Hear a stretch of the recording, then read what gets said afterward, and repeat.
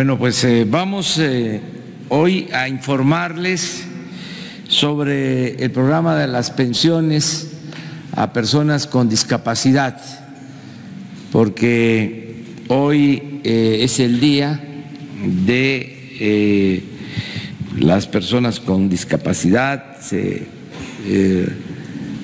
conmemora el día de hoy,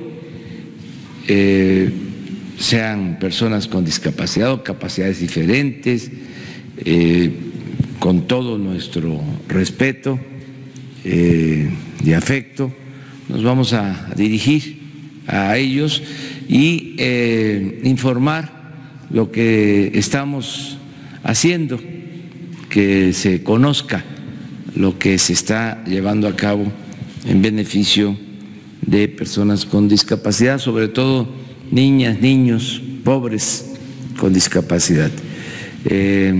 También les vamos a informar que en el presupuesto autorizado para el año próximo, el presupuesto que autorizó la Cámara de Diputados, ya se contempla una ampliación presupuestal para este programa, importante la ampliación, y se considera también el aumentar la pensión o mantenerla, como se quiera ver, porque ya se está incluyendo el porcentaje de inflación para que no se deteriore, se le complementa con la inflación estimada para el año próximo.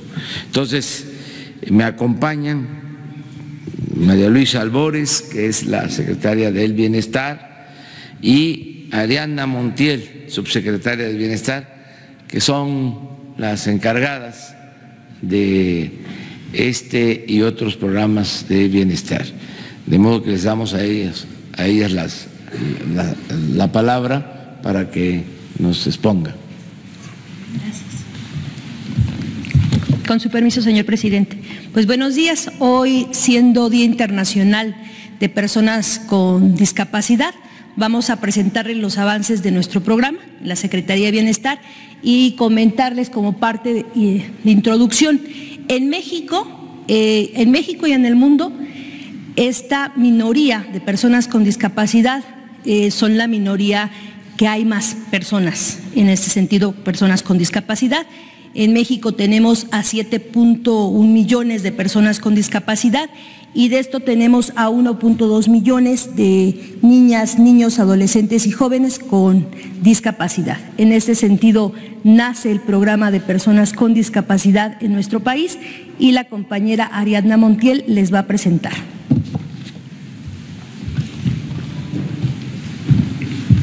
Muchas gracias. Buenos días. Con el permiso del señor presidente y de nuestra secretaria de Bienestar, informarles, si nos ayudan, muchas gracias. La pensión para personas con discapacidad tiene una meta planteada de 1 millón de personas beneficiadas. Este año estamos llegando a un avance de 815.883 personas con discapacidad que tienen ya su pensión. En este mes de diciembre estamos pagando las últimas incorporaciones y por eso ya hemos actualizado esta cifra. De este universo de personas con discapacidad, 372.000 son mujeres y 443.000 son hombres. También en este universo, como ustedes saben, nuestra pensión está enfocada principalmente a atender a niños y jóvenes. Por lo tanto, estamos atendiendo a poco más de 507.000 beneficiarios de estas edades. También hemos incorporado, si nos ayudan con la siguiente lámina, como ustedes saben, en todos los programas de bienestar, en toda la política de bienestar, los pueblos indígenas tienen la altísima prioridad. Por lo tanto, todos los adultos indígenas de los municipios con alta presencia indígena se han incorporado, llegando a una cifra superior de 77.000 adultos de población indígena que ya cuentan con su pensión. Cuando ellos cumplen los 65 años, son incorporados a la pensión del adulto mayor.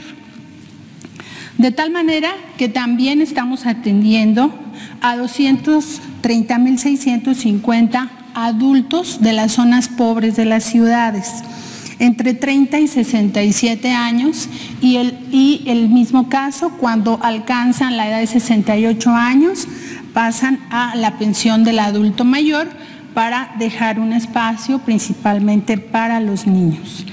De estas personas que ya tienen su pensión, me ayudan con la siguiente lámina. Estamos hablando en este año de una inversión de 9.100 millones de pesos. Es una inversión que yo siempre he dicho que va del cielo a la tierra, porque no había un programa de discapacidad y este programa nace en su primer año con 9.100 millones de pesos, de los cuales estos beneficiarios ya cuentan 305,000 de ellos con la tarjeta del bienestar, es decir, ya tienen una tarjeta de banco y ya cobran por esta vía.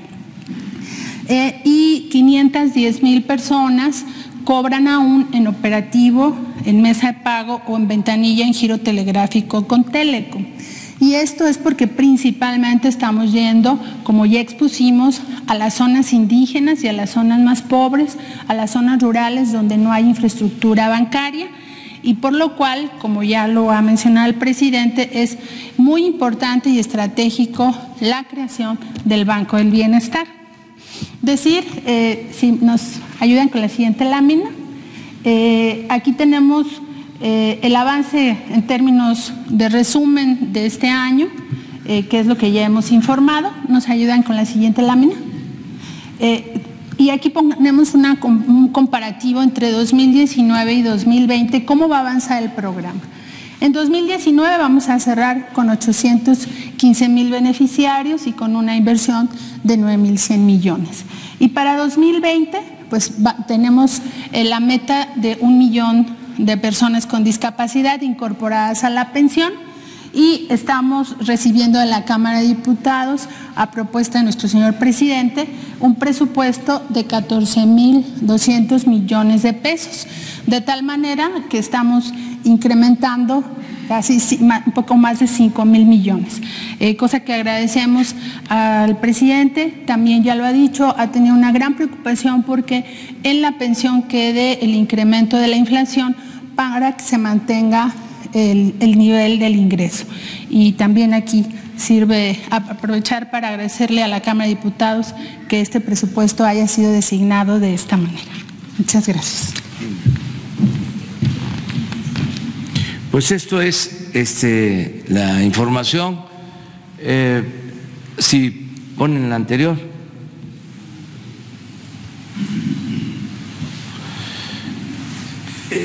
Todo esto es fruto de el combate a la corrupción, de los ahorros en el gobierno, del programa de austeridad. Siempre pongo el ejemplo de que la presidencia de la República manejó el año pasado un presupuesto de 3.600 millones y este año 800 millones, 75% menos, 800 millones. Y aquí estamos hablando de 14.000 millones para el año próximo. Estamos hablando de 15 veces más para niñas, niños con discapacidad que lo que maneja o va a manejar la presidencia de la República. Esto lo subrayo porque a veces no se tiene toda la información y se juzga sin tener todos los elementos, pero este es un programa que nos llena de orgullo. Esto es humanismo puro. Entonces, todo lo que podamos hacer por estos programas lo vamos a llevar a cabo, aunque nos quedemos sin camisa y aunque se enojen nuestros adversarios, que digan misa, pero esto es lo principal. Nada más comentarles. Muy bien, abrimos sobre el tema. Muchas gracias, señor presidente. Reyes Razo, su servidor, muy buenos días a todos. Sencillamente saber si esta discapacidad, que lamentablemente afecta a una gran población, a un buen número de seres humanos, se refiere a discapacidad física o mental, y si en el caso de enfermedades mentales derivadas de alcoholismo, de enfermedades venéreas, ¿cómo podría prevenirse también campañas para disminuir también el riesgo de traer al niño mundos con ese tipo de discapacidades? Gracias, señor presidente. Sí, esto lo va a contestar. Muchas gracias por la pregunta. La discapacidad que se está atendiendo es la discapacidad permanente, que se divide en 5 rubros en términos globales. Si nos ayudan con la presentación, porque nuestro logotipo de la pensión tiene que ver con esto. Siempre se hablaba de discapacidad y traíamos a la mente la discapacidad motriz, inclusive ese era el logotipo con el que se identificaba la discapacidad. Y en nuestro logotipo pues tenemos las 5 discapacidades, es una flor, porque de otra manera solamente se hablaba inclusive de la motriz, y como usted bien apunta, estamos atendiendo la discapacidad mental, intelectual, auditiva, visual, motriz, en términos generales. Hay algo que se debe de comentar, un pendiente, lo que tiene que ver con la atención médica especializada para evitar la discapacidad permanente. Muchas veces la discapacidad se vuelve permanente porque no hay atención, no tenemos buenas clínicas, no hay avance en esta materia. Independientemente si nos gusta o no nos gusta, si consideramos que fue bueno, fue malo, si fue auténtico o fue falso, lo que hay en el país son las clínicas del Teletón, son las que tienen más cobertura.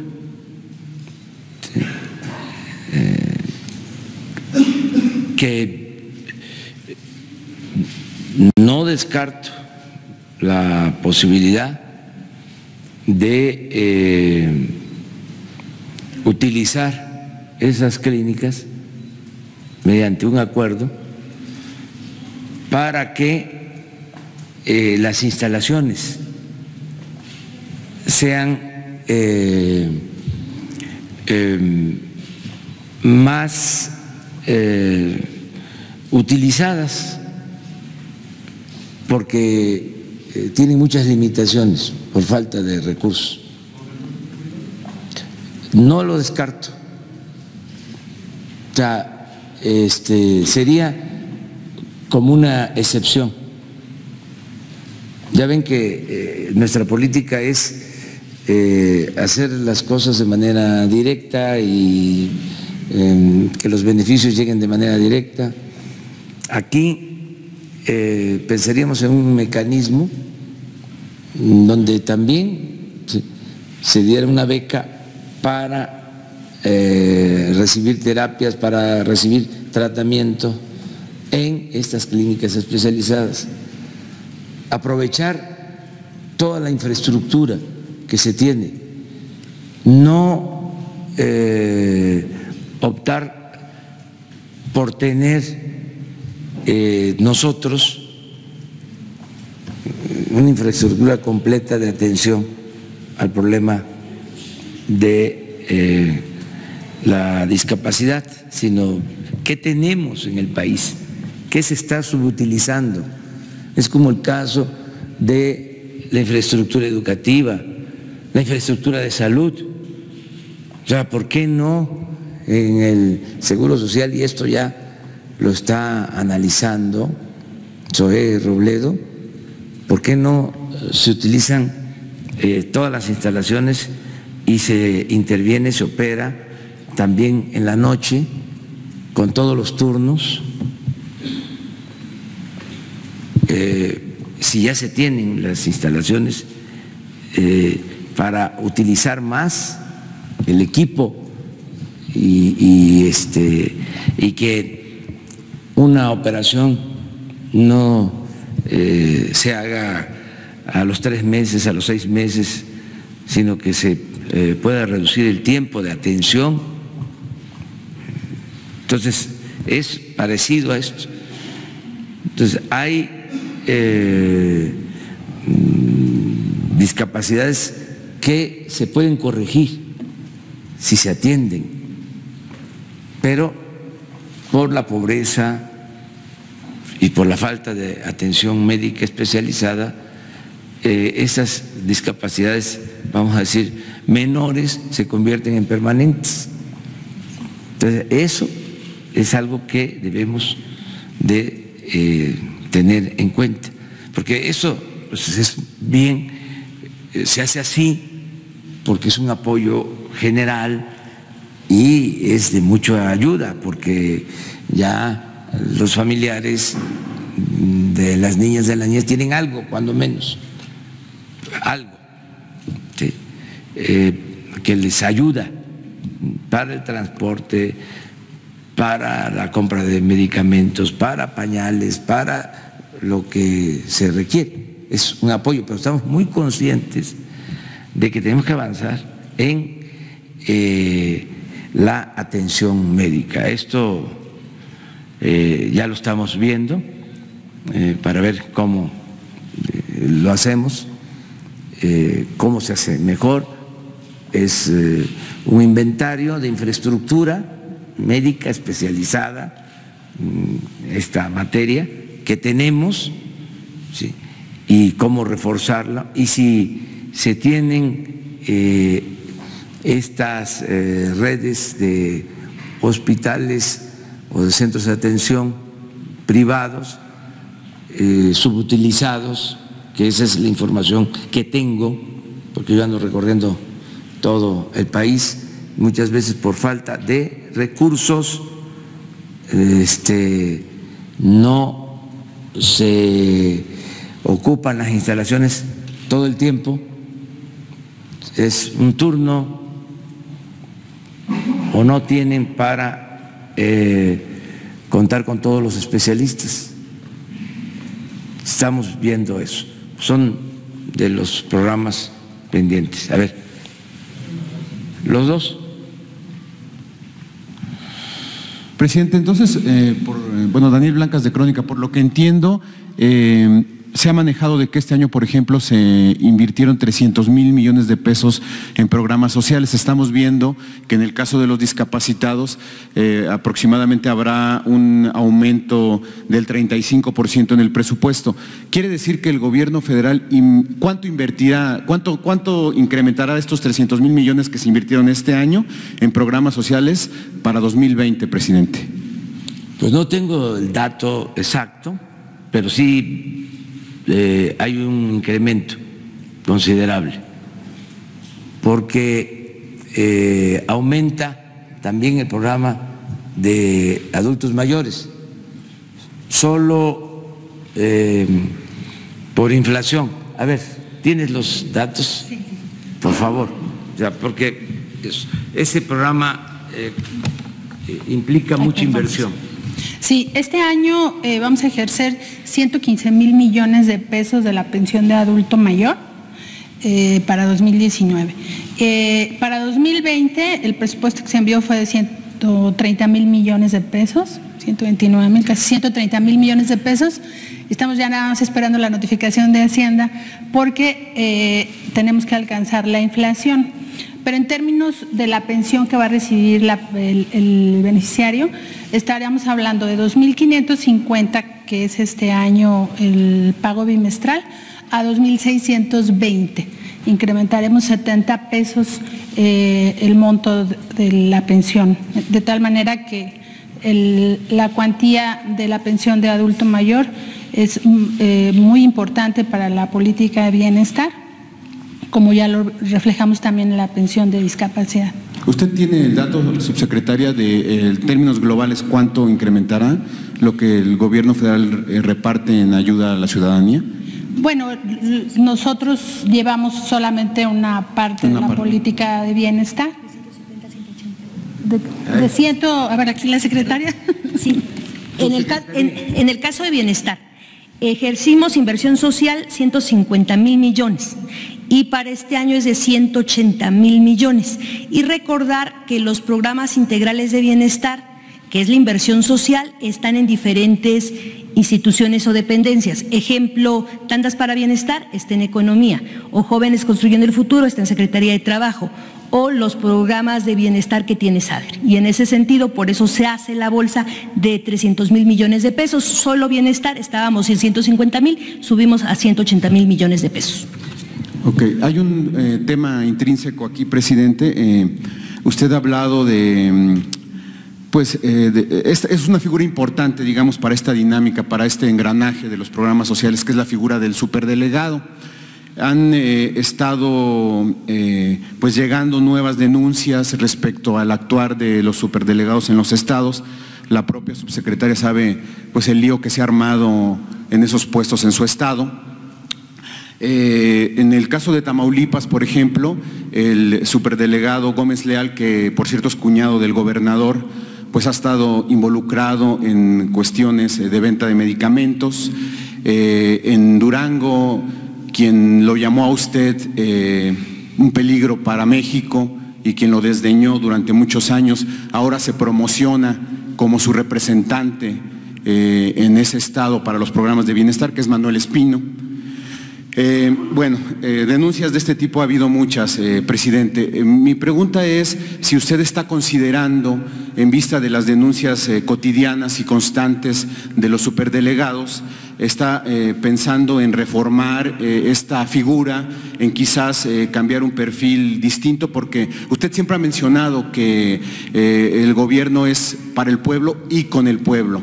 Pero, sin embargo, si vemos los perfiles de los superdelegados, presidente, queda perfectamente claro que son gente que ha tenido cuestiones políticas electorales a flor de piel o que tiene aspiraciones políticas. ¿Cuándo estará preparado el país para que estos puestos que tienen que ver con la entrega de recursos, con la cercanía con el pueblo, con la gente, estén ocupados por ciudadanos, como usted dice, gobernar con el pueblo, y no por cuotas políticas, con gente que tiene claras aspiraciones electorales?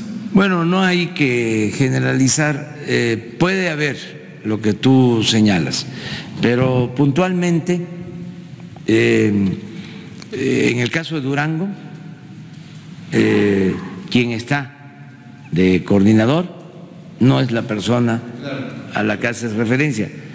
Él se está promocionando. Sí, él se está promocionando para hacer el puesto. Sí, porque son procesos que se dan. Hay otros que también compiten, ¿sí?, por el cargo. Y hay diferencias, hay cuestionamientos. En el otro caso, por ejemplo, el de Tamaulipas, el que nos representa, sí es cuñado del gobernador, pero no tienen relación. Es decir, son familiares, pero para decirlo con toda claridad, están peleados. Ya me da pena decir estas cosas, pero bueno, nos peleamos en las familias. ¿O no nos peleamos?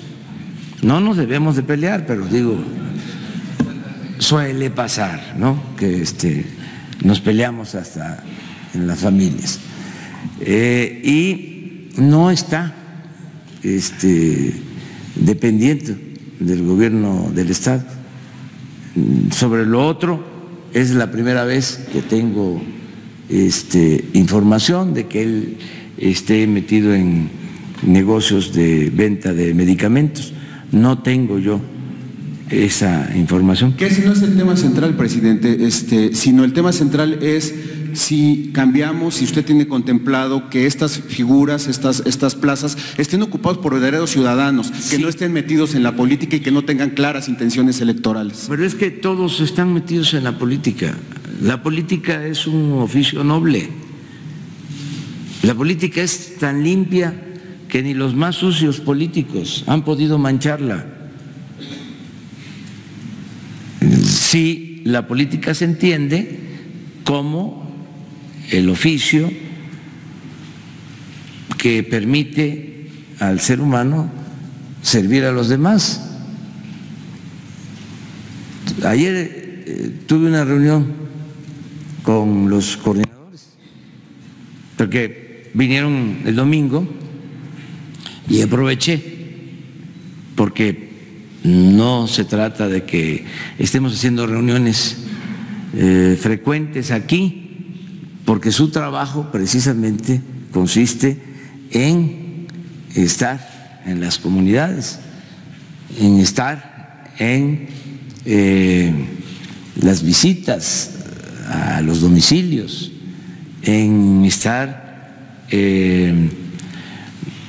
elaborando y perfeccionando el padrón de beneficiarios, el estar entregando los apoyos o vigilando que se entreguen completos los apoyos, el estar llevando a cabo asambleas. Por ejemplo, tienen como encomienda ahora llevar a cabo 103,000 asambleas en 103,000 escuelas, 103,000 asambleas de padres de familia para elegir 103,000 comités, porque a esos comités se les va a entregar el apoyo para construcción de aulas, mejoramiento de escuelas de manera directa. Llevan 26,000 asambleas realizadas. Ya hemos entregado apoyos a 14,000, pero son 103,000 escuelas. O sea, tienen mucho trabajo. Lo que nos importa es que cumplan con este trabajo. Ayer hablamos también, por eso fue la reunión, de que el año próximo debemos de contar con 13,000 sucursales del Banco de Bienestar. Se nos presentaron los diseños de construcción, porque no queremos que sean espacios marginales, queremos que sea una oficina decorosa, un banco. Va a ser el banco con mayor infraestructura en todo el país. Lo que dejaron, que se conocía como Bansefi, se convierte en Banco de Bienestar y pasa de 400 sucursales a 13,000. Esto implica conseguir 13,000 terrenos en ejidos, en comunidades, espacios que se puedan tener, que son ya de dependencias gubernamentales, tener los terrenos, eso es trabajo de ellos. Y luego la construcción de las 13,000 sucursales, que estamos viendo la posibilidad de que nos ayuden también los ingenieros militares para hacer en menos de un año. Entonces no nos va a licitar este A lo mejor estamos buscando la forma. Pero comentado usted Sí, principios de año que sí, pero lo que nos importa es tenerlos. Y si legalmente lo podemos hacer así, se hace. Porque lo que necesitamos es ya tener la infraestructura. Este programa, a ver si ponen la lámina de nuevo, y lo explicó aquí Ariana, todavía tenemos que entregar recursos en efectivo. Hemos tenido como 10 enfrentamientos, o mejor dicho, actos de robo, y han perdido la vida compañeros que llevan los recursos. Entonces no queremos manejar efectivo, ¿sí? Queremos la tarjeta. Para eso los 13,000 centros que tienen que tener internet.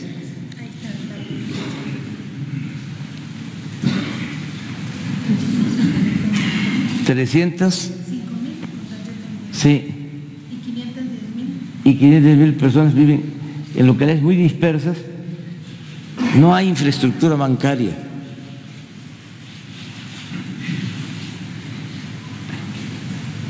Son operativos de pago o giro. Entonces, pero así estamos hablando de 300,000 millones o un poco más que distribuimos. Este es un ejemplo, porque la mayor parte de los fondos va a las comunidades más apartadas, a la gente más pobre. Entonces necesitamos esa infraestructura, la de los bancos. Entonces esa es una labor de ellos, y estamos viendo lo que más nos conviene para tener ya completa esta infraestructura. Y es todo el gobierno. O sea, ayer tuvimos reunión con todo el comité, con todo el gabinete, para y se creó un comité especial para resolver esto, porque no queremos que se nos pase más tiempo. Además, como aquí se mencionó hace unos días, la dispersión a través de los bancos nos cuesta, tenemos que pagar una comisión considerable, y el tener nosotros el banco significa pues no pagar esa comisión. O sea, lo que se pueda invertir creando la infraestructura, las sucursales, se ahorra porque se deja de pagar la comisión. Entiendo tu planteamiento. Ayer mismo hablé, me dirigí a ellos para decirles: lo más importante es que representemos al gobierno con dignidad. Esto es cero corrupción, ¿sí? No permitir ningún acto de corrupción. Trátese de quien se trate. Podrías preguntar a cualquiera de ellos, de los que asistieron, pero esto fue así, claro, y lo estoy recordando constantemente. Tuve una reunión hace 10 días o una semana con todo el gabinete, y el recordatorio es: cuidado, cero corrupción, cuidado con los colaboradores, nada de impunidad, trátese de quien se trate, hasta de familiares,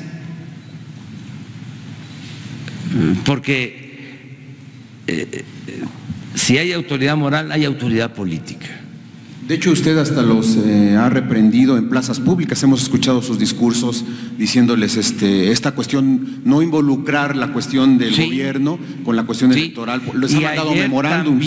Ayer también volví a hablar de lo mismo, porque hay elecciones o se está en proceso de hacer elecciones en Morena y volví a plantear de que nosotros no podemos involucrarnos en asuntos internos, ni de Morena ni de ningún partido.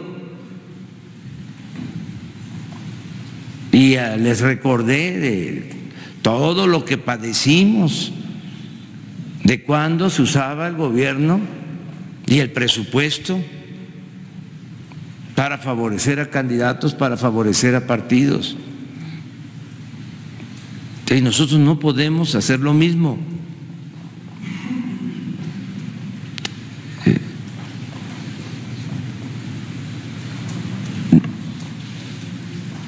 Cuando se formó el nuevo ejército, después de la revolución,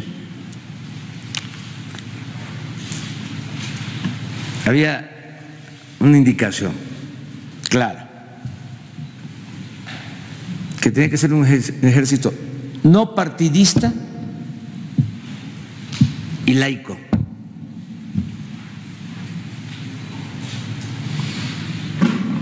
El gobierno, entre otras cosas, tiene que ser no partidista y laico. Entonces, el que incumpla con los principios de este nuevo gobierno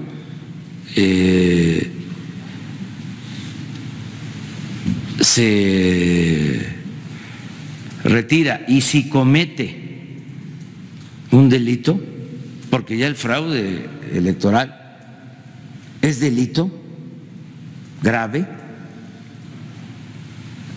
Es más, se los dije ayer, que ni siquiera se presenta la denuncia en la Secretaría de la Función Pública, directo a la Fiscalía de Asuntos Electorales, directo.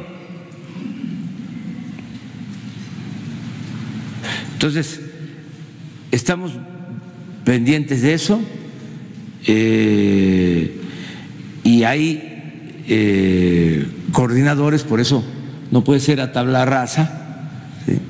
Hay coordinadores muy buenos, entregados, abnegados. Quisiéramos que todos actuaran de manera correcta, y eso es lo que vamos buscando. Solo una petición final, presidente. Muchas áreas de su gobierno se han abierto, pero quizás una que ha estado medio oculta y que quizás podría ser importante que venga aquí, que nos explique cómo opera, etcétera, es la coordinación de Gabriel García Hernández. Ojalá pudiera usted invitarlo para que... Sí, lo voy a invitar. Muchas gracias. Y les quiero decir otra cosa que estamos pensando, ya estamos por resolver. Vamos a transparentar todos los padrones de todos los que reciben apoyos. Vamos ahí a buscar la manera de que no se les dé un mal uso, pero es mejor la transparencia de todas formas, de todas maneras. O sea, que los más de 20 millones de beneficiarios aparezcan, para que ellos mismos y todos cuidemos. ¿Qué pasaba anteriormente? No llegaba el dinero. les da un gusto, una satisfacción cuando tienen la tarjeta y dice, llegó completito. Algunos dicen, ¿aumentaron? No, era lo que te correspondía. Pero tengo testimonios de que las camionetas de Valores llegaban primero a entregar a el que repartía a los ranchos y ahí bajaban el dinero y lo que sobraba para la gente. En general, el moche era del 30%. General, había más. Provocado pues porque era gente corrupta, no quiero generalizar, pero sí, había mucha corrupción. Y lo otro, el manejo de dinero en efectivo, con los sobres.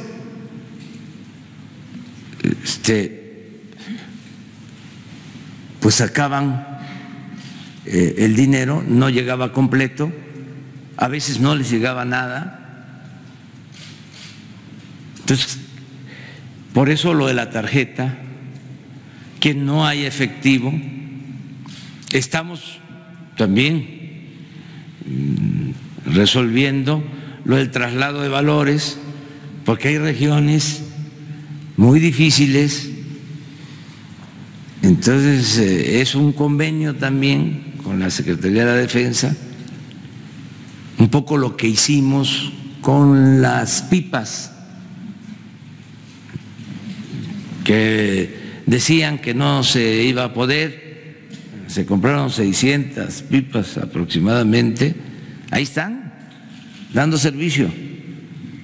Quienes transitan por las carreteras ven los convoy, el plan DN3 para abasto de combustible, bien manejado, nos da seguridad, no hay desabasto, bien administrado por la defensa. Entonces, lo de valores también tenemos que ver de esta forma, porque hay empresas que distribuyen valores que no quieren ir a ciertas regiones.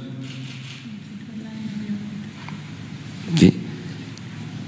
Entonces, son de las cuestiones que se ven en esto. A ver, vamos ahí. Muy buenos días, presidente. Rafael Herrera, corresponsal de Sin Censura con Vicente Serrano. Presidente, nosotros transmitimos todos los días afuera de Palacio Nacional y tenemos un segmento que se llama La Voz del Pueblo. Todos los días nos llegan denuncias y precisamente hay denuncias de que todavía hay discapacitados y adultos mayores que aún no les han llegado sus recursos. No me va a dejar mentir la encargada de Atención Ciudadana, que todavía le siguen llegando estas quejas. Quiero aprovechar ahorita que están las secretarias y que tenga un compromiso su gobierno de cuándo va a quedar al 100% estos apoyos, porque todavía no llegan al 100%. Y si me permite más adelante hacerle otra pregunta, presidente, muchas gracias. Sí. A ver, ¿cómo vamos? Gracias por la pregunta. Efectivamente, todavía, como ya expusimos, no hemos llegado a la meta de 1 millón en personas con discapacidad.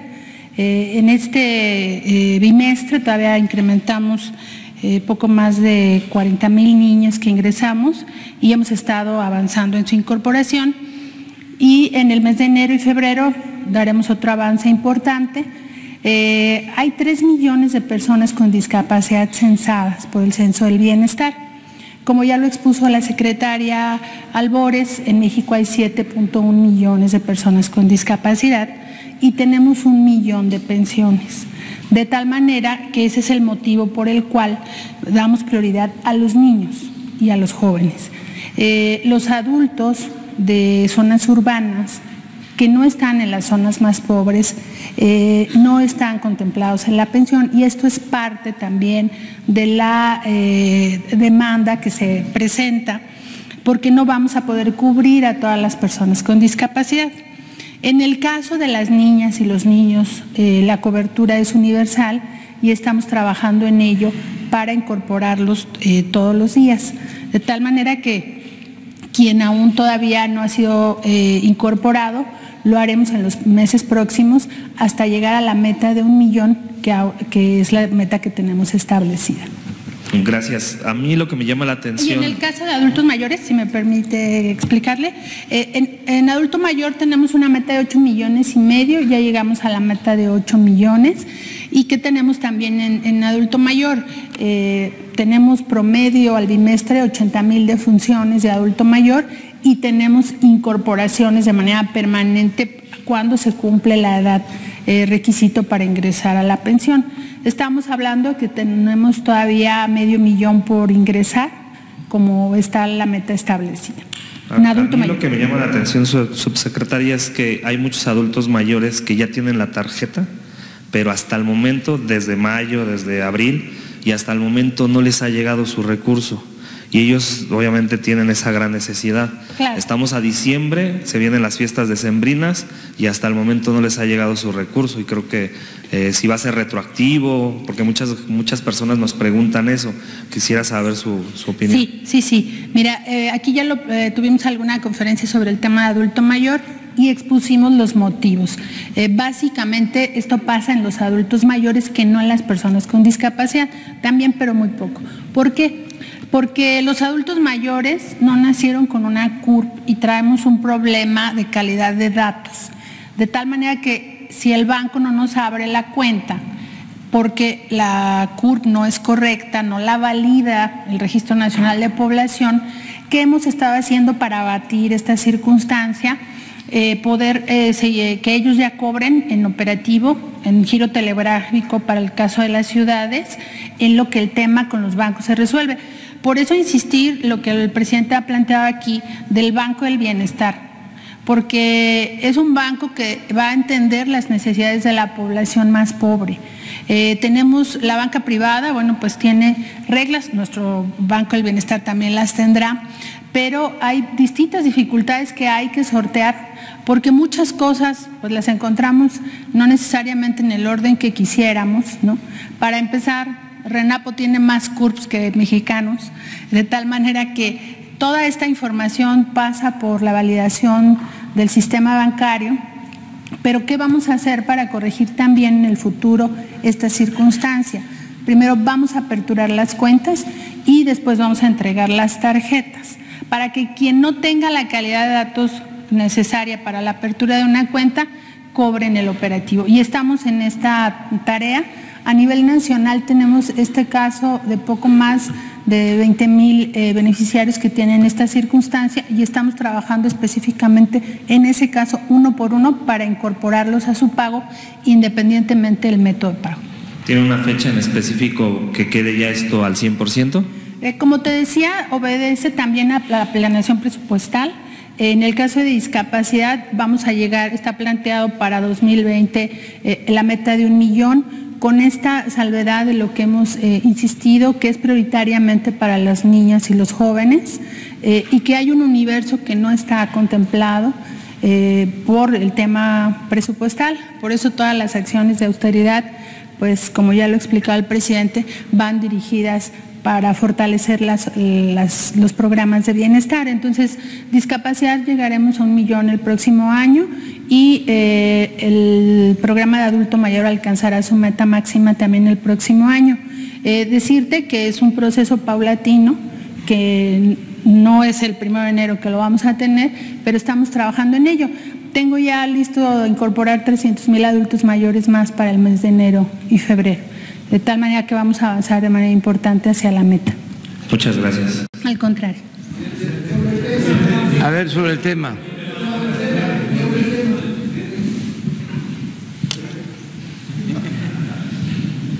Buenos días, señor presidente. Buenos días. Van 3 mujeres después porque ya… Sí. Eduardo Esquivel Ancona. Eduardo Esquivel Ancona, Análisis Económico, Grupo SDP.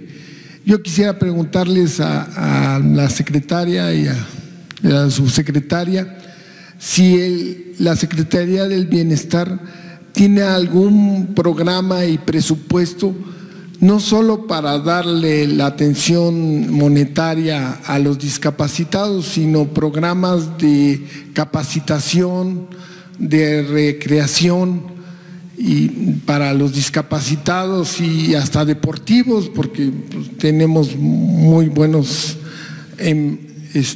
discapacitados que ganan muchas medallas en las Olimpiadas Paralímpicas. Entonces esa sería mi pregunta.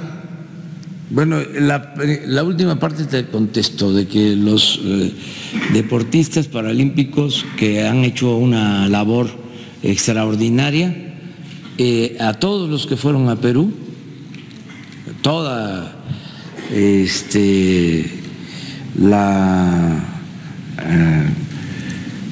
tiene un nombre, la delegación, toda la delegación, o sea, incluyendo sus entrenadores, se les dio su apoyo para un año del Instituto para devolverle al pueblo lo robado. Se les entregó a todos por adelantado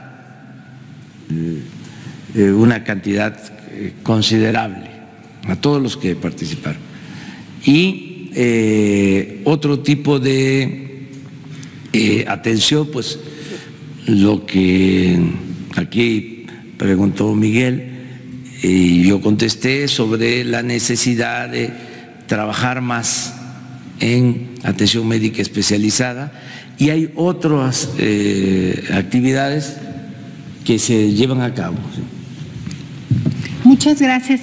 Sí, para ello estamos trabajando, ya estamos en espera de que la Secretaría de Hacienda nos dé su autorización, su visto bueno, el Programa Nacional para el Desarrollo y la Inclusión de las Personas con Discapacidad, que es esta visión de inclusión que pasa por tener educación, por tener una buena alimentación, recreación, acceso a la cultura, al deporte, etcétera. Estamos trabajando en ello a través del Consejo Nacional de Discapacidad, que es la integración de la política pública para la atención integral de las personas con discapacidad. Pero en acciones concretas, por ejemplo, en coordinación con Becas Benito Juárez, estamos incorporando 8,000 estudiantes de educación media superior con discapacidad a nuestra pensión, para que ellos tengan el beneficio.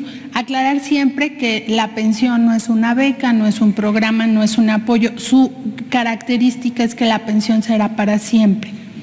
De tal manera que intercambiamos información con las distintas áreas para que la pensión llegue de manera integral a quienes estudian, a quienes trabajan, también con jóvenes construyendo el futuro.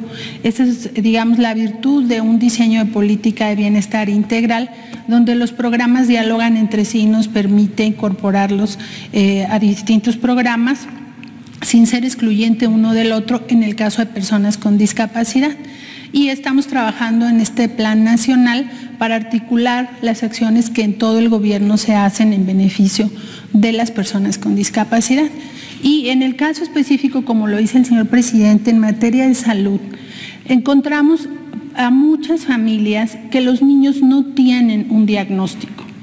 Nosotros nos acercamos con una madre indígena que es evidente que el niño tiene síndrome de Down y le preguntamos qué diagnóstico tiene del niño y nos dice que no tiene un diagnóstico porque el sistema de salud los ha dejado afuera, y por eso es tan importante la creación también del Instituto de Salud, porque muchas cosas podrían revertirse, algunas son de nacimiento, pero podrían tener una mejor calidad de vida si tenemos una buena atención médica. De tal manera que como esta tarea es muy grande, como lo ha dicho el señor presidente, es una labor humana muy importante que a nosotros los funcionarios públicos también nos cambia la manera de mirar y hacer nuestro trabajo, porque vemos estas realidades, hemos también tenido justo esta realidad, adaptar la norma a la realidad. Si la madre de familia no tiene el diagnóstico, pero la discapacidad es evidente, se le incorpora, porque les pedimos un certificado de discapacidad para no confundir la discapacidad con la limitación, porque yo puedo usar anteojos y veo perfectamente, pero si uso anteojos y no tengo la función, entonces entro en un concepto de discapacidad permanente. Entonces, todas estas tareas, como ustedes verán, son muy amplias y tenemos que interactuar con todas las instituciones del gobierno para ir incorporando a la sociedad a todas las personas con discapacidad y que hagan el ejercicio pleno de sus derechos humanos. ¿Y programas de capacitación específicos para...? Bueno, eso lo atiende la Secretaría del Trabajo a través del Sistema Nacional de Empleo y ellos tienen, digamos, un porcentaje de incorporación. Nunca se le niega a nadie que alguna persona con discapacidad este acceso y tienen un mínimo que es, entiendo, el 3% de inclusión en la Secretaría del Trabajo. Pero de lo que se trata es que podamos irlos incorporando en todos los programas de bienestar también para los que les permita fortalecer su inclusión dentro de la sociedad. Muchas gracias. También existe la educación especial que estamos también procurando respetar y mejorar.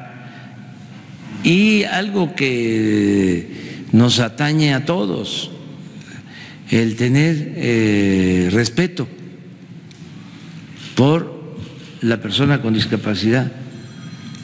No solo el que las construcciones se hagan ya como debe ser, considerando a las personas mayores, considerando a personas con discapacidad. No solo eso, el respeto, el afecto,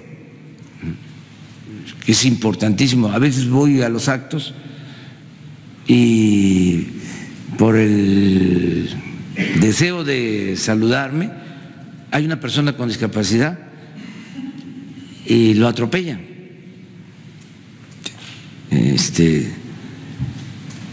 Y ahí estoy empujando, ¿sí? Y respeten. Y esto pasa con personas con discapacidad, niños, adultos, y pasa también con ancianos, que no se les respeta.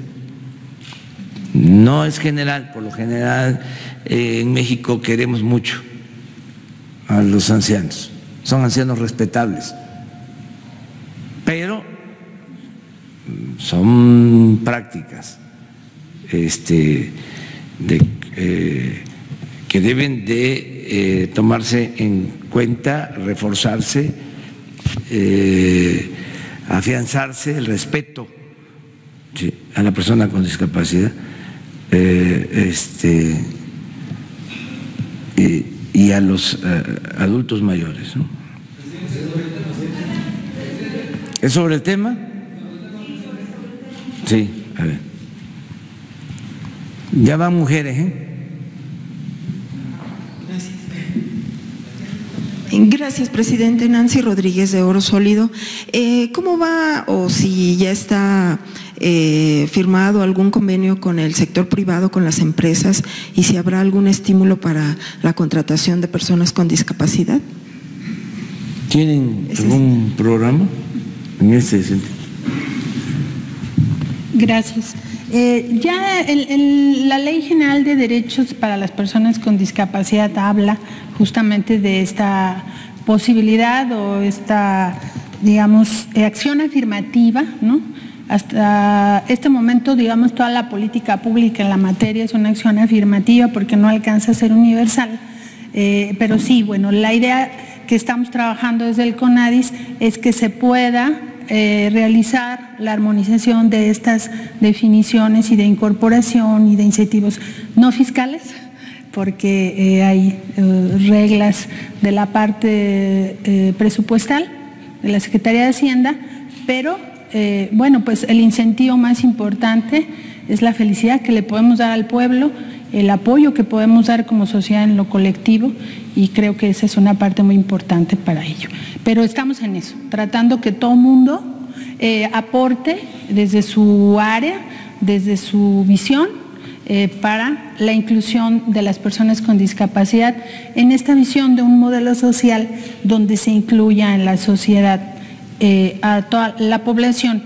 Por ejemplo, en materia de educación, no es la educación especial, sino la incorporación de un niño con discapacidad a un aula donde los demás niños aprenden a convivir y es un asunto natural, digamos, y se aprende, como bien dice nuestro presidente, a respetar y darles un lugar, porque recordemos que la meta es no dejar a nadie atrás. Ok, gracias. Y en otro tema… Y aprovechando eso, ya muchas empresas, por decisión propia, están ayudando en la contratación a personas con discapacidad, y yo aprovecho para hacer un llamado y que se tome en cuenta esto. Sí. Señor presidente, en otro tema, es evidente el trabajo que usted está haciendo de sanear la relación con los empresarios, con los banqueros. Ya hemos tocado aquí algunos temas, pero hay algunas cuentas pendientes. Nos contactaron a través de redes un trabajador desde Quintana Roo que fue despedido de Bancomer. Hizo el esfuerzo para venir aquí, hicimos un reportaje y bueno, pues él lo despidieron porque pues denunció que no le pagaban sus horas extras, que no le pagaban utilidades, decía Bancomer, en este caso le argumentaba que no tenía utilidades, entonces lo despidieron, hizo el esfuerzo, vino aquí y denunció también que en diciembre pues se despide a miles de trabajadores de Bancomer. Hemos recibido ya muchas denuncias acerca de esto y bueno, sacamos el reportaje, el video en nuestro canal de YouTube y recibimos una llamada de Bancomer. Yo les dije que a mí no me tenían que hablar, que tenían que ponerse en contacto con el trabajador. Entonces, también esto, presidente, es porque son esas cuentas pendientes que se tienen con estos organismos empresariales, ¿no? O en este caso, los bancos. Y también me llamó mucho la atención el hecho de que me hayan llamado porque era su modo de operar de ellos, ¿no? Como pagan campañas publicitarias a los medios de comunicación, pues también todas estas denuncias y todas estas violaciones de los derechos de los trabajadores, pues no se cubrían. Y también me llamó mucho la atención porque el fin de semana, hace unos días, su coordinador de comunicación social, Jesús Ramírez, publicó un tuit donde le agradecía a Bancomer que se haya sumado en la Liga Bancomer de fútbol a su programa de Dino a las drogas. Esto es muy bueno, obviamente, pero son cuentas pendientes que se tienen con estos bancos, porque ellos también, de alguna manera, pues pagaban a los medios de comunicación para evitar estas violaciones. Ahora, creo que ya entraron en contacto con el trabajador, pero como él hay miles, porque seguimos recibiendo denuncias acerca de esto. ¿Qué nos puede decir de esto? Porque pues entra dentro de la reforma laboral, también se firmaban los contratos blancos con estas instituciones bancarias. Y si me permite otra pregunta. Bueno, todo lo que es justicia laboral se tiene que atender. Yo les digo que ya hay una actitud muy positiva de las empresas en general, de los bancos y de todo el sector privado. Les voy a poner un ejemplo. Vamos a decidir, y queremos hacerlo como el año pasado, por consenso, lo del aumento al salario mínimo. Antes,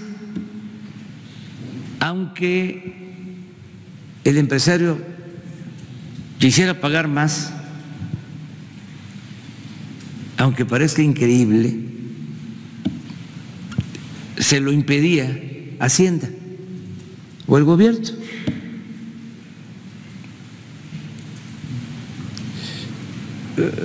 Porque supuestamente eso provocaba inflación si aumentaban el salario. Cuando lo cierto es que no está demostrado técnica, científicamente, que esto suceda. A lo mejor si se trata de aumentos desproporcionados, puede ser, pero aumentos moderados no producen inflación. Y este año quedó de manifiesto. Aumentó el salario mínimo más que en todo el periodo neoliberal, en 36 años del periodo neoliberal. Y la inflación de ahora es equivalente a la de septiembre del 2016, de las más bajas. Y aumentó el salario mínimo de 16%. Pero había esa política. Por eso se cayó por completo el poder adquisitivo del salario. Ya hemos hablado de que cuando empezó el auge en China se decía de que se iban a convertir en la fábrica del mundo porque pagaban muy bajos salarios.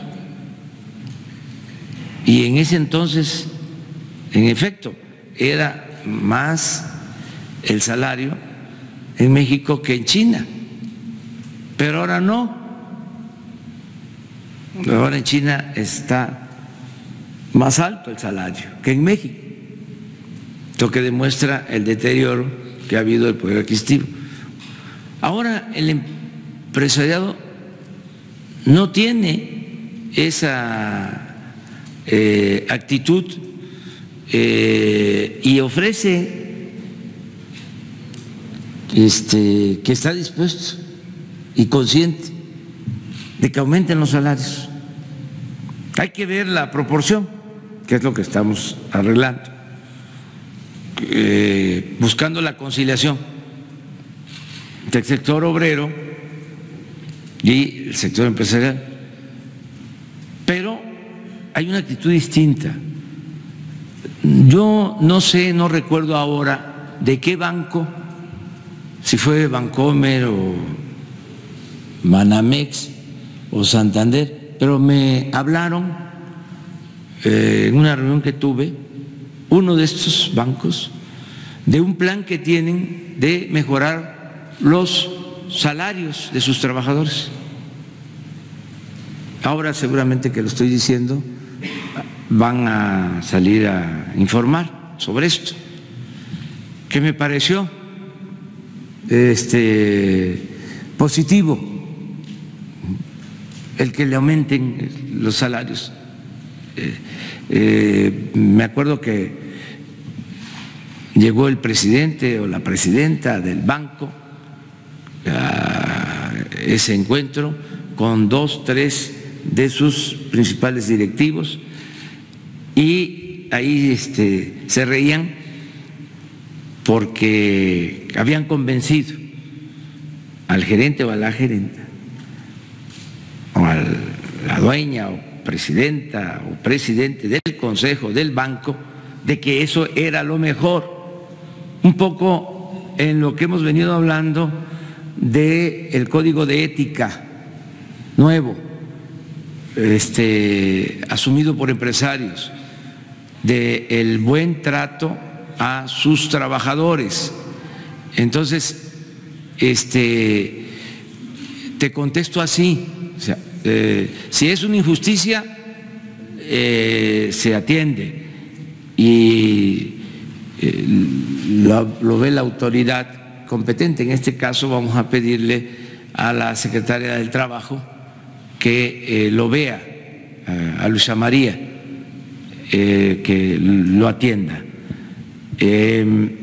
También decirles que tenemos buenas relaciones con todas las empresas, con los bancos. Este programa de Juntos por la Paz, el programa para evitar las adicciones, requiere de la participación de todos. Ahora, el domingo que lo planteé en el Zócalo, una muy buena respuesta.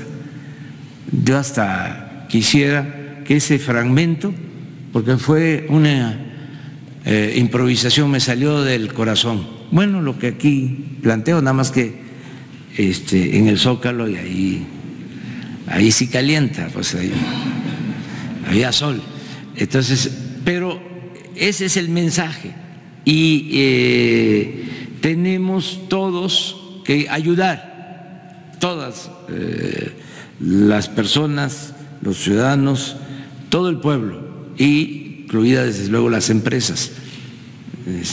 Por eso es que Jesús sacó seguramente ese tuit. Sí, es que sí, no, vamos a aprovechar. Es que digo,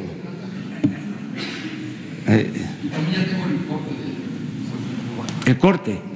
Ándale también. Es que esto es lo que nos importa, que es con el pueblo como vamos a cambiar esto.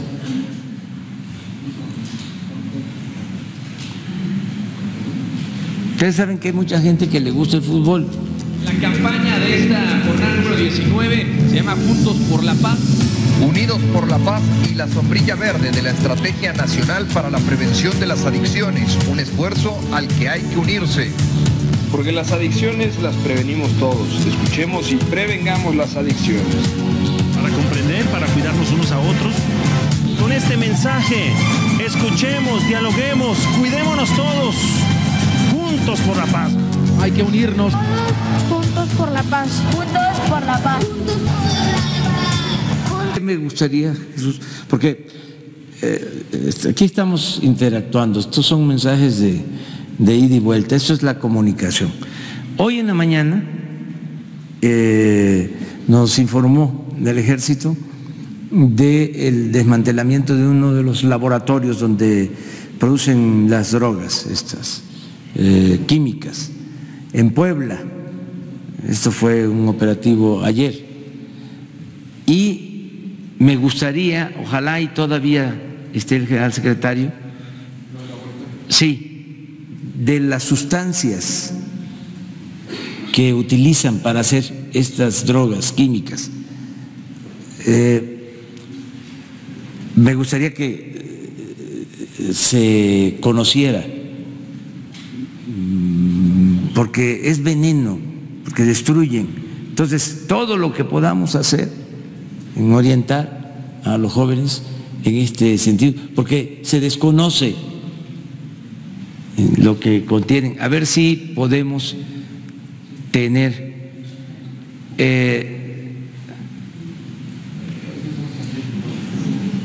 no, eso no, se lo dejamos al doctor, a ver si se puede traer. Y mientras lo del Zócalo. No. Campaña informativa nacional sobre las adicciones, enfocada básicamente a los jóvenes, para orientar sobre el tremendo daño que causan las drogas. Me van a ayudar todos en esta campaña, porque nada más se difunde, se conoce lo frívolo, las series, desde luego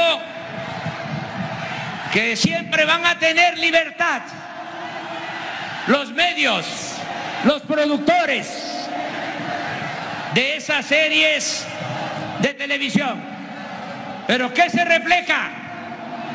De que es como un paraíso el participar en esas actividades ilícitas. Mansiones, carros de lujo, poder, muchachas, muchachos guapos, ropa de marca.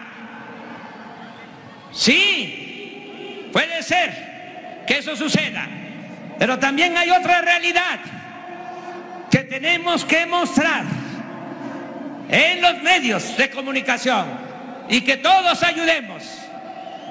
La realidad que con esas drogas químicas, con el cristal, con el fentanilo, el que se atreve a consumir esos productos, esas drogas, puede morir en un año. Y eso es tristeza, es dolor, es sufrimiento para los jóvenes, para sus familias. Ese no es el camino para conseguir la felicidad. La verdadera felicidad, como lo hemos dicho muchas veces desde el Zócalo, corazón político, social, cultural de México. La verdadera felicidad es estar bien. Hasta ahí. ¿Consiguieron eso? Bueno, nada más para después le seguimos y para que se sepa qué químicos contienen las drogas, aprovechando. Sí. Y esto tiene que hacerse con el apoyo de todos. La gente respondió muy bien, porque si no reducimos el consumo, no va a ser fácil atender el problema. Gracias, presidente. Y precisamente, como le dije al principio, sabemos de esta cirugía mayor que está realizando usted en relación para sanar las relaciones con los bancos, con el gobierno, porque así actuaban, ¿no? Ayudaban mucho al gobierno y desprotegían a los trabajadores, y esto desde mi muy particular punto de vista es violencia para los trabajadores, hay mucha indignación. Por otra parte, tengo otro caso, presidente, ya ve que habíamos tocado el tema de los notarios, iba a haber una revisión con el Colegio de Notarios, esto fue en enero cuando le hice yo la pregunta, y pues siguen actuando fuera de la ley. En el Estado de México hay un notario, el notario Raúl Name Neme, que junto con unos jueces se están dedicando, ya tienen varios años en esto, en despojar a adultos mayores de sus propiedades. Toman los casos y formalizan la escritura y los echan a la calle. Entonces, yo le quería preguntar si habría la posibilidad de que el Poder de la Judicatura, así como intervino en el caso de Abril, pudiera revisar estas actuaciones de estos jueces, porque es imparable. En todo el Estado de México tienen protección y pues están actuando en Nezahualcóyotl este notario y estos jueces del Estado de México. Y también, por otra parte, igual por redes sociales nos contactó una persona que está viviendo ahorita en Mérida, pero tuvo que irse de Tabasco porque también tuvo un pleito con unas propiedades, y el notario pues era el ahora gobernador, el gobernador actual, ¿no? Entonces, bueno, me dicen que Adán Augusto era notario cuando llevó su caso, y pues ahora le dicen que como ya es gobernador, menos le va a poder ganar el caso. Entonces, son estas actuaciones que se tienen también pendientes con los notarios, presidente. Y ya por último, el domingo vinieron unos migrantes de Estados Unidos, vinieron de Nueva York, de Los Ángeles, de Washington, de Texas, y le dejaron a usted una manta con todas las firmas de los que estuvieron el domingo, hicieron un gran esfuerzo para venir.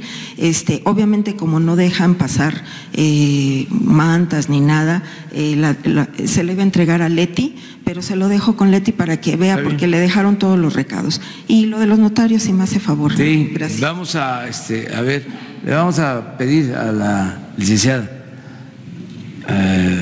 Olga Sánchez que nos ayude y que nos informe. No tiene nada que ver el que un notario actúe y luego es gobernador y ya por eso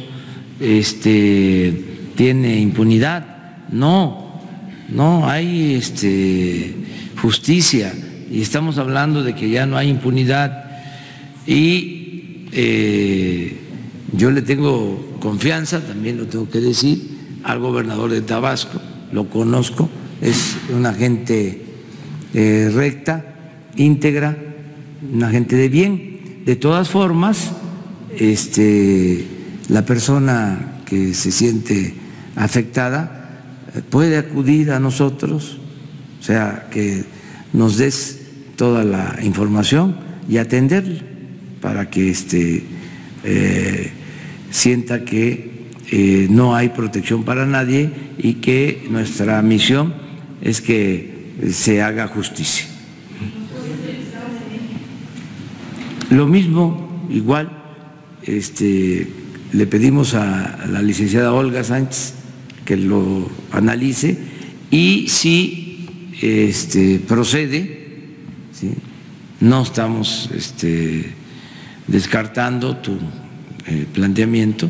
Si procede, se puede hacer la solicitud al Consejo de la Judicatura, en ese sentido. Que eso también hay que tenerlo ya muy presente. Se está llevando a cabo la renovación de estos organismos que son fundamentales del Poder Judicial, tanto la Suprema Corte de Justicia como el Consejo de la Judicatura. Entonces, acudir a las dos instancias son abogadas, abogados, los que integran estos dos órganos, rectos, ¿sí? Gente honesta. Yo le tengo, lo he dicho aquí varias veces, lo repito, le tengo confianza al presidente de la Suprema Corte de Justicia. Si no le tuviese confianza no lo diría, o a lo mejor diría que no le tengo confianza. Pero le tengo confianza porque es una gente íntegra. A ver, compañeras, ya son mujeres ya. Gracias, presidente. Dos preguntas sobre un asunto, sobre tema de carácter laboral. El sector privado, a través del Consejo Coordinador Empresarial, está expresando su preocupación desde ayer sobre lo que denominan demandas extremas de Estados Unidos para consolidar la ratificación del TEMEC. Le quiero preguntar, ¿qué está pidiendo ahora Estados Unidos en materia laboral? ¿Con qué está presionando ahora a México? Bueno, nosotros aceptamos el que se llevara a cabo una reforma laboral en el país. Es algo que coincide con nuestras convicciones y con lo que nos han pedido los trabajadores durante mucho tiempo. El que haya democracia sindical, el que no haya dirigentes impuestos, que no haya sindicatos blancos, que no haya, para decirlo coloquialmente, líderes charros, que no haya charrería, que las elecciones sean limpias, sean libres, voto directo, secreto, que no se perpetúen en el poder los dirigentes, que haya democracia y que sean los trabajadores los que decidan. Entonces, esto nos llevó a la aprobación de una ley electoral con esas características.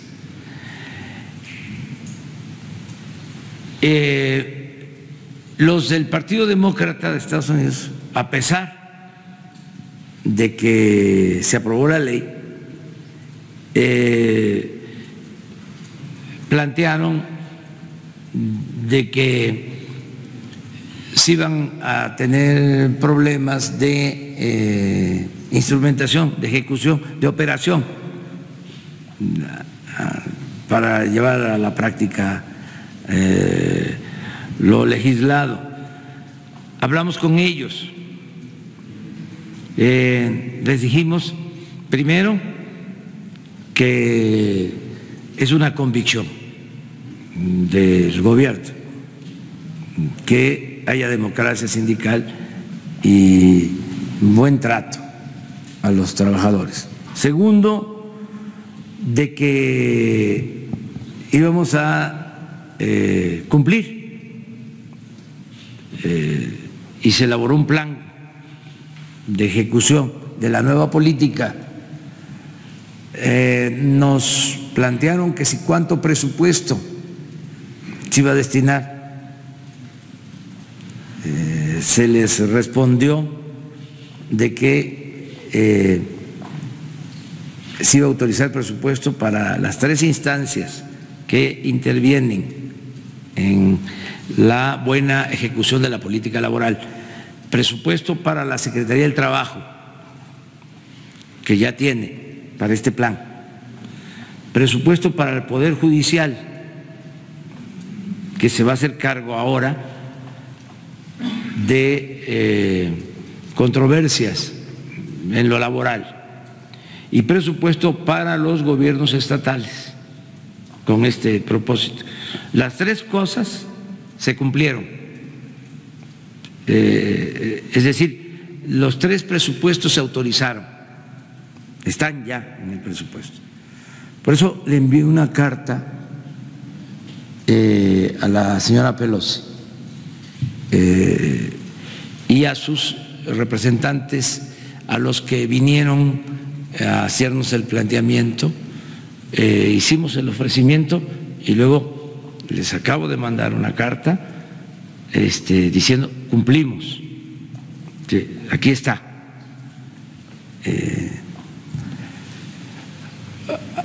Otra cosa que están planteando es que pueda haber una especie de supervisión sobre el cumplimiento de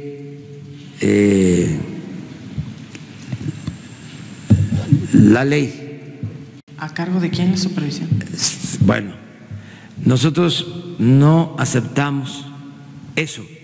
O sea, el que hay una especie de inspectores, pues, para ver si una empresa cumple con lo establecido por la ley, si realmente se llevó a cabo la elección de manera democrática. ¿Sí? Entonces, no se aceptó. Y lo que se está proponiendo es que si hay una controversia en una empresa, no todo el sector empresarial o no en toda la industria de México, sino en una empresa, si hay una controversia, que pueda haber un panel que es distinto, donde participemos de manera conjunta, un representante de Estados Unidos, un representante de México, ¿sí? Y un tercero, para que si no se cumplió con la norma en un plazo considerable, luego de que se pueda tener tiempo para reponer el procedimiento. Entonces ya si no se repone el procedimiento en un plazo, entonces estos panelistas, que son como jueces, 3, uno propuesto por México, otro propuesto por Estados Unidos y un tercero, ya deciden si realmente hubo la violación o un incumplimiento en materia laboral. Esto es lo que estamos ahora viendo en estos días, ¿sí? Porque queremos que se apruebe el tratado y no queremos que pase más tiempo por los efectos que tiene el proceso electoral. Pero este tema podría descarrilar la aprobación del TEMEC. Este tema es complejo, pero estamos atendiendo con toda claridad, con toda transparencia. Tenemos un buen negociador, Jesús Seade, que está en esto, estamos informados, ya él ya sabe que sí y que no. La pretensión era que norteamericanos y canadienses supervisaran la aplicación de la ley laboral en México. Sí. ¿Gobiernos de esos países? ¿Congresos? ¿O con qué mecanismo? ¿Con qué presionaron? Gobierno. ¿Y para usted qué se consideraría como una injerencia? Dijimos que no, o sea, inspectores no. Sí resolver controversias mediante la creación de lo que llaman paneles, en donde intervienen especialistas propuestos por los países en condiciones de igualdad. Presidente, esto tiene una parte que ven bien los trabajadores y otra parte que no gusta a los empresarios. En el caso de los trabajadores, lo consideran que es una garantía para que realmente se cumpla lo que está en la ley.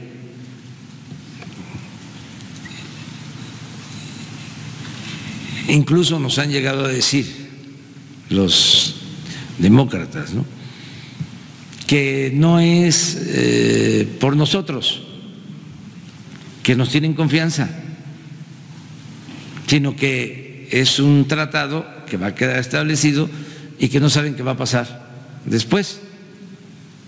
Entonces, que quieren puntualizar esto. En el caso de los empresarios, con razón también argumentan de que esto puede ahuyentar la inversión, o que tiene el propósito de que no haya la confianza suficiente para la instalación, para el establecimiento de las empresas. Sí existen estos mecanismos de verificación de los compromisos, y que esto lo pueden estar haciendo precisamente para que no se instalen las empresas en México, ¿sí?, y ellos puedan retener en Estados Unidos sus empleos. Son visiones. Entonces nosotros ya tenemos acuerdos, la OIT, por ejemplo, participa, ya tenemos acuerdos con ellos en cuanto a que debe de haber democracia, ya está en nuestras leyes, ¿sí?, pero por cuestiones también políticas, electorales, siempre hablamos de que ahora hay una temporada especial en Estados Unidos, pues se están planteando estos asuntos, estos temas. Yo espero que se resuelvan, y di también la instrucción en dos sentidos. Primero, que le tenemos toda la confianza a Jesús Seade, porque él es el que está viendo esto. Es mi representante. Tiene la confianza para firmar. Pero al mismo tiempo, ya que él esté satisfecho, antes de firmar, que pida un tiempo, que se abra un paréntesis para consultar a los senadores mexicanos. Aunque la ratificación se dé después, pero que antes de se consulte para recoger la opinión del Senado. O sea, aún de manera, vamos a decir, informal, que se les dé a conocer, tenemos la facultad del Ejecutivo de firmar, pero estoy pidiéndole a Jesús que antes de firmar haya la consulta a los senadores, porque de todas maneras el Senado tiene que ratificar, porque es un adendum. Sí. Entonces, pues, nosotros queremos firmar y se manda después, pero lo que queremos es que antes de la firma, y no lleva mucho tiempo, no vamos a atrasar, porque le vamos a pedir a los senadores que, a ver si en un día tenemos ya pues una consulta con ellos. Eso es claro, lo que está ahora debatiéndose. Por eso el manifiesto de la iniciativa privada. Están en su derecho de hacerlo, porque tienen estas preocupaciones. Gracias. Presidente, también quiero preguntarle, el día de hoy se da a conocer un informe de la OCDE en el que se revela que las políticas públicas de Felipe Calderón y Peña Nieto en materia de educación no lograron sacar a México del bache del bajo rendimiento en lectura, matemáticas y ciencias. ¿Qué opina de esto y qué podría hacerse en este sexenio para cambiar estos indicadores? Pues yo no soy objetivo, pues. O sea, no soy la persona indicada. Lo que sí puedo comentar es de que nosotros vamos a mejorar la calidad de la enseñanza, vamos a mejorar la educación y pensamos que un elemento básico es la armonía en el sector educativo. No se puede llevar a cabo una reforma educativa sin los maestros.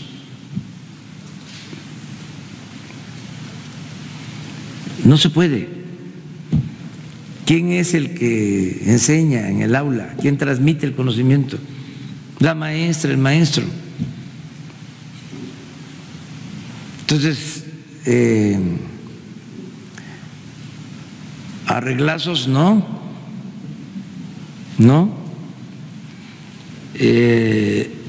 Tiene que haber armonía y hemos logrado eso con todos los maestros, respetándolos, a todas las corrientes que hay en el magisterio, todas las tendencias. Tenemos muy buenas relaciones, hay diálogo permanente, hay acuerdo. Entonces, con ellos tenemos que ponernos de acuerdo y con los padres de familia para mejorar la educación. Eso es una condición básica, dirían los físicos, sine qua non. El que no se polarice y de ahí ya ver contenidos educativos, mejorarlos,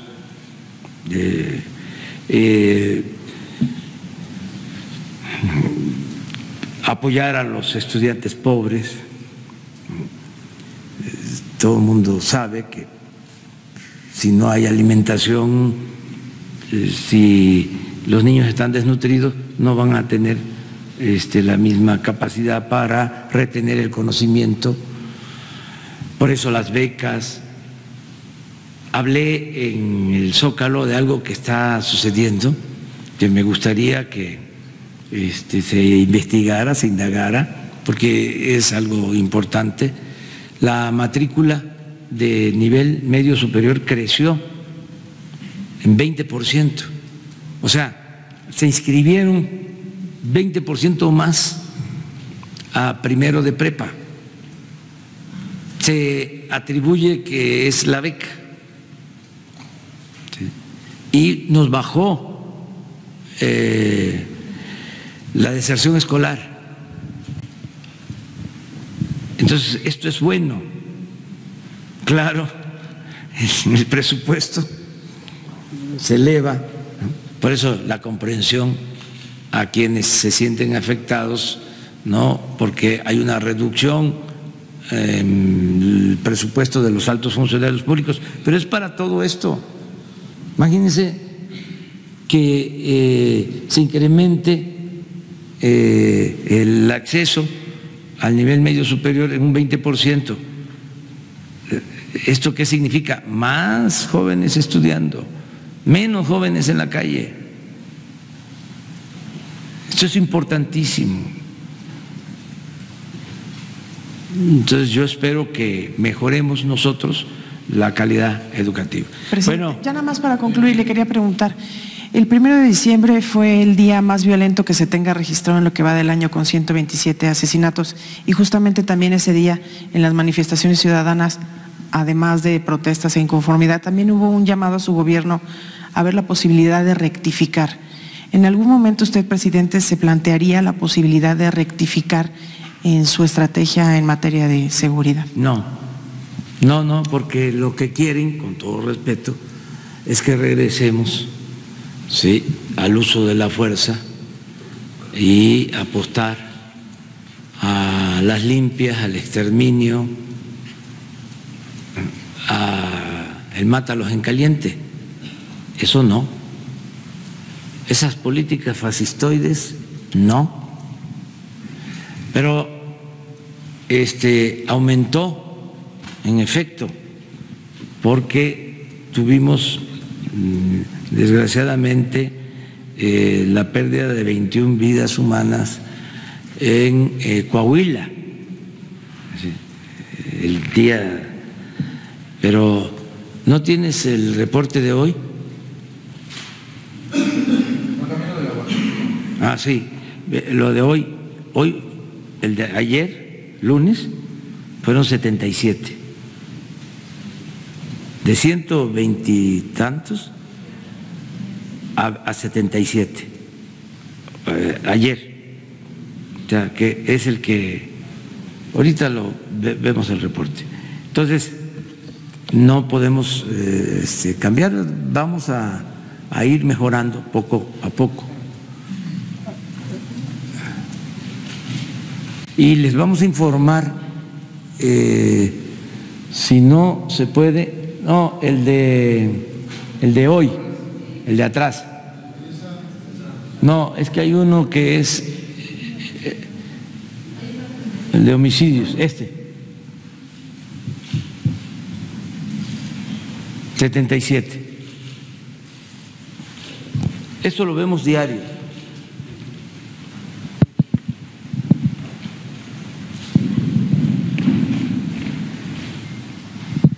Esto fue ayer, Estado de México, Baja California, Guanajuato, Jalisco. 52% de los homicidios en 5 estados. Pero esto lo vamos a ver a fondo en la exposición que queremos llevar a cabo con usted. Bueno, ahora vamos con lo otro. Miren,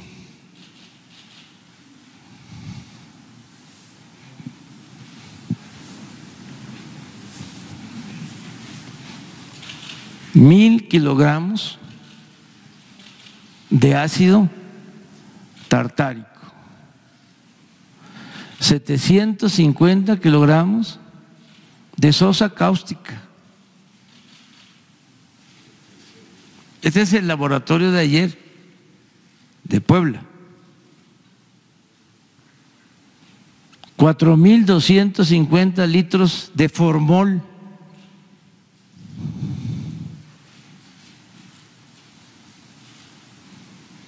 $6,000 litros de acetona.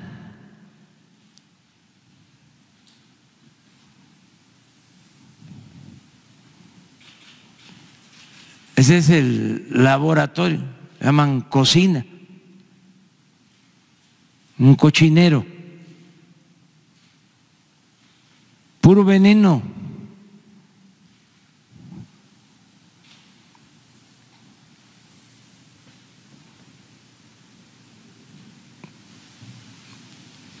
Entonces, todo esto lo vamos a informar, cómo están compuestas.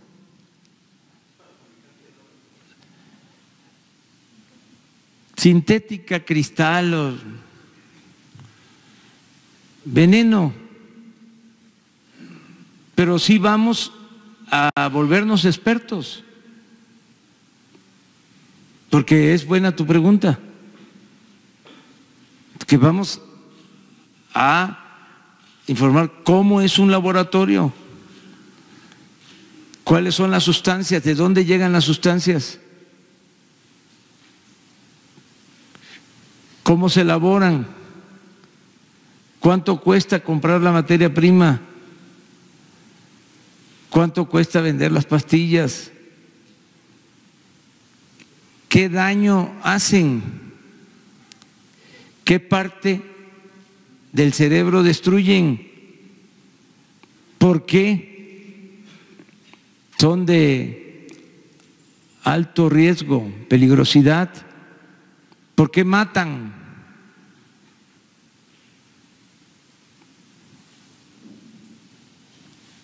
Y todos tenemos que ayudar en esto. Y desde luego, informar a los jóvenes. Hay jóvenes construyendo el futuro, hay becas, hay Sembrando Vida, hay becas para el deporte, escuelas para fútbol, escuelas para béisbol. También les adelanto, voy a participar, nada más que no les invito porque si no ya no me voy a sentir libre y me van a ponchar. Voy a estar muy nervioso ahí si están ustedes, pero voy a participar en un juego de béisbol con estrellas del béisbol. Ah, pronto. Pronto. Y vamos a jugar, va a haber un juego de muy buen nivel en un sitio, no, ya después les decimos, en algún lugar, y se va a grabar y van a hablar todos los beisbolistas destacados sobre esto, un poco lo del fútbol, que también lo vamos a seguir haciendo, y lo mismo con atletas, lo mismo con los del básquetbol, del boxeo, todos de una vez. Aquí aprovecho ya para invitar al Canelo, que necesito que nos ayude, ¿sí? Y sí, pero el peso completo.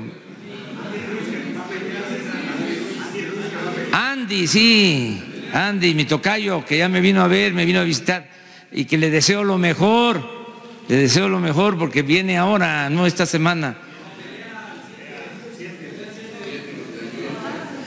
El sábado, sí.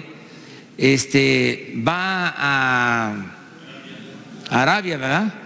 Sí, me estaban diciendo de que no era el mejor lugar, pero él ya demostró que puede, ¿sí? Entonces me van a ayudar y todos los que quieran contribuir a mandar mensajes a los jóvenes para esto, alejarlos de esto. Sí.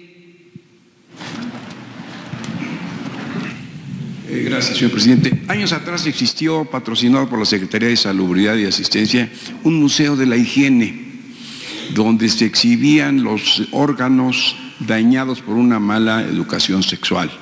Y se prevenía a los jóvenes desde la primaria, secundaria, el sexto de primaria y la secundaria, de que viesen, estaba en la calle de Donceles número 39, aquí en la Ciudad de México, presidente. Un museo semejante con todo esto que se describa minuciosamente en todos lados, más allá de las figuras que usted señala, pero que el profesor, que el maestro, la casa, los padres, la madre, la familia estén muy atentos y puedan describirle en el mejor lenguaje qué daño y dar temor, tener miedo a enterarle a semejantes cosas, sino por vocación y convencimiento, el temor, el miedo también hace su efecto. Señor presidente, gracias. Sí, Miguel. Bueno, pues vamos a seguir tratando el tema. Si les parece, nos vemos mañana.